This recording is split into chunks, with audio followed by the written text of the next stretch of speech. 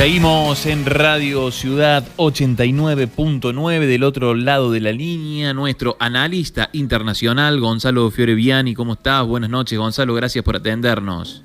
Hola Mati, ¿cómo estás? Buenas noches, un abrazo ahí a todos y todas en el piso y un saludo a toda la audiencia. Bueno, buenísimo, gracias. Acá estamos a full con, la verdad que hoy tremenda música metimos en el programa, ¿eh? Bien, ¿qué viene sonando? Ahora estaba sonando The Killers. Ahí va, gran banda. Sí, una voz impresionante y unas guitarras muy bien británicos, así bien como nos gusta a nosotros. Sí, muy bueno. Así es, Gonza. Bien, estuve ahí prestando atención a las notas que subiste, a lo que has estado hablando, debatiendo y presentando, ¿no? Esta posible explosión del mercado inmobiliario chino. Contanos sobre eso, Gonzalo. Sí, es algo que hay que seguir muy de cerca, porque si bien uno cree que lo que pasa en China no nos afecta acá, en este caso sí, porque se está hablando de que podemos estar a las puertas de un fenómeno similar a lo que fue la explosión de la burbuja inmobiliaria en el año 2008, cuando había colapsado el gigante Lehman Brothers en Estados Unidos, y arrastró a lo que terminó siendo la crisis económica de 2008, ¿no? La más grande desde 1929.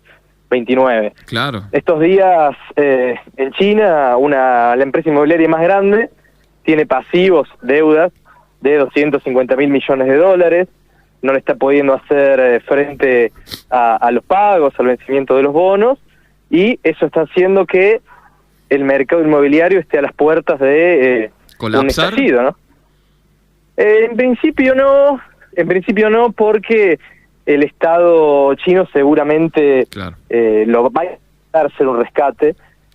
Para que te des una idea, el sector inmobiliario en China representa el 12% del PBI, es decir, es uno de los sectores más importantes de la economía. Dejar que colapse o que... Tiene que ver, Gonzalo, tiene que ver con lo que hablábamos la otra vez de esta... de que es inaccesible acceder a una casa, entonces todo el mundo, digamos... Sí. ¿Tiene algo que ver toda esa situación? Sí, lo que sucede es que es un sector donde se genera demasiada especulación, donde lo financiero también juega un rol importante, esto de especular y hacer plata de la plata. Entonces, en ese sentido, tiene que ver, todas las empresas del sector están ligadas a esta empresa Evergrande, que es una especie de gigante, una mega empresa que está ramificada en gran cantidad de rubros. Prácticamente todos los rubros de la economía china lo tienen de alguna manera como un actor. Entonces, si esta empresa colapsa, podría arrastrar a muchas, no solo del sector inmobiliario, que serían todas, sino también a muchas de otros rubros, porque hay obligaciones cruzadas, hay pagos y deudas cruzadas con distintos conglomerados, y esto podría ser, si se desacelera de esta manera la economía china, como están diciendo, entre 4 y 6 puntos del PBI se podría contraer para el próximo semestre, arrastraría el resto de la economía internacional también, ¿no? Hoy China es el 18% del PBI mundial, para que te dé una idea. Claro, obviamente que repercute a nivel mundial, ¿no? Estamos hablando de China, un monstruo, diríamos. Sin ninguna duda, el primer importador de materia prima, como te decía, el 18% del Producto Bruto Interno del mundo, es decir, una contracción en su PBI arrastraría al resto de los países.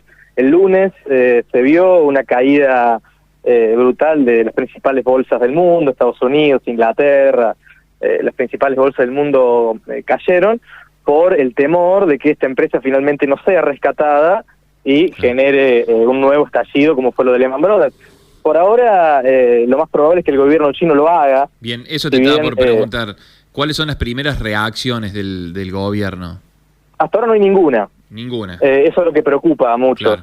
El gobierno no dijo nada, ningún representante del gobierno dijo nada, no salió a asegurar nada, ni a mostrar signos de que vaya a efectuar un rescate. Por eso, hasta ahora, ninguna. Hay que ver si finalmente lo hace sin dar grandes declaraciones. Lo que pasa es que se da en un contexto político donde China, el gobierno, está intentando avanzar con regulaciones sobre el mercado inmobiliario, justamente para generar mayor acceso a la vivienda de estos sectores jóvenes, como veníamos hablando antes, como me preguntaba hace un ratito, y tiene la disyuntiva de dejar caer a la empresa, como para ejemplificar, esto es lo que pasa con las empresas inmobiliarias que especulan, a riesgo de comerse una crisis económica enorme, o rescatarla, pero quedar con cierta posición, podríamos decir, debilidad política, ¿no? Claro, y poner condiciones ahí, a lo mejor. Sí, pero es una disyuntiva que hay que estar ahí para tomar la decisión.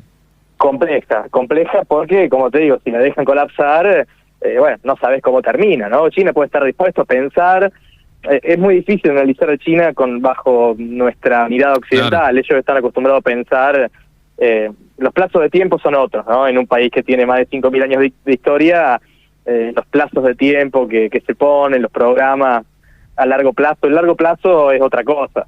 No es como nosotros que no podemos proyectar casi nada a mediano plazo. Claro, en China el mediano plazo son quizás 50 o 100 años. Son otros números, ¿no? Otro, claro. Es como decíamos, como vos decías recién, ¿no? Muy difícil para nosotros entender algún tipo de reacciones o de decisiones que se toman.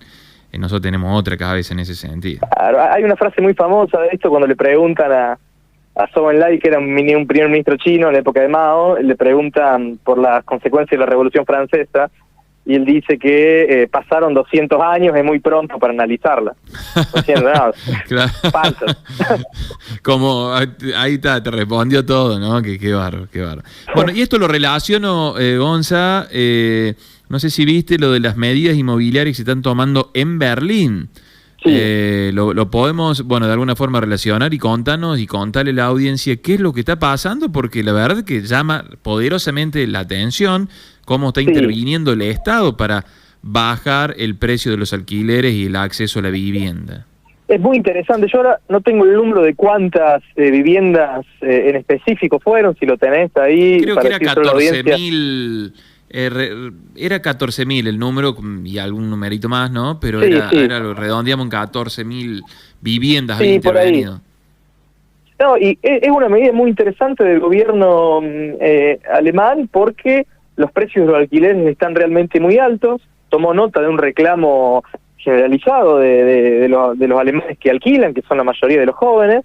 Es un fenómeno que se da en todo el mundo, esto hoy, que los jóvenes, los menores de 40 años, no están pudiendo acceder a vivienda propia, o es muy caro acceder a vivienda propia, y sobre todo en los grandes centros urbanos, ¿no?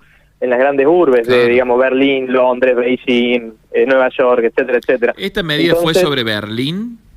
La medida fue en Berlín. En Berlín. Sí, específicamente en Berlín se estaba hablando de que se podía llegar a extender al resto de Alemania, al resto del país, si la medida tenía éxito. Lo que hizo el gobierno es expropiar estas 14.000 viviendas para ponerlas en alquiler a precios muy bajos. Entonces esto obligaría al resto del mercado, para competir, a bajar sus precios de alquileres también, ¿no? Entonces esto bajaría los precios de los alquileres. Las viviendas que intervino el gobierno, que expropió de alguna forma, ¿no?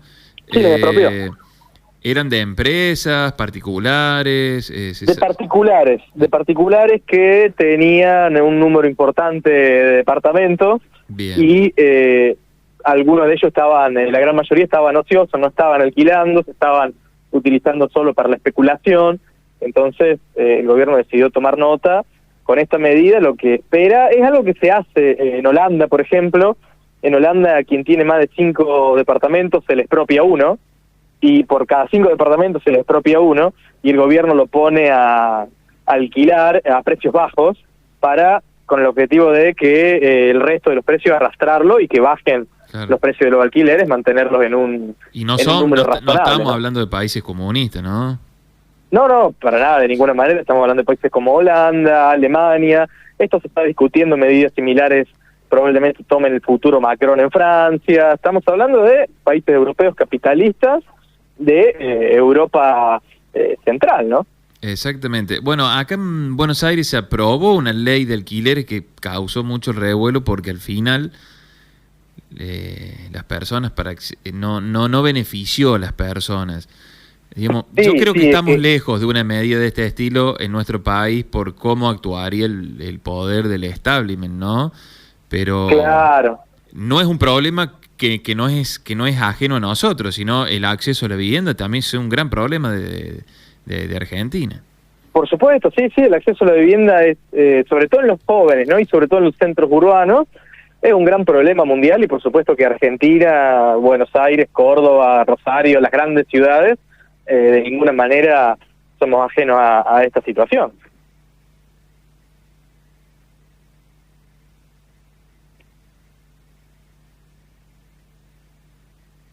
Hola. Hola.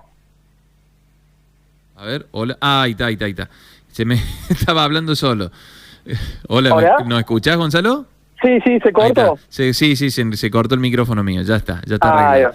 Te escuché. Lo que yo te quería preguntar, ¿cuánto es un alquiler hoy en Córdoba? Vos que vivís en Córdoba, aproximado, si tenés algún tipo de números.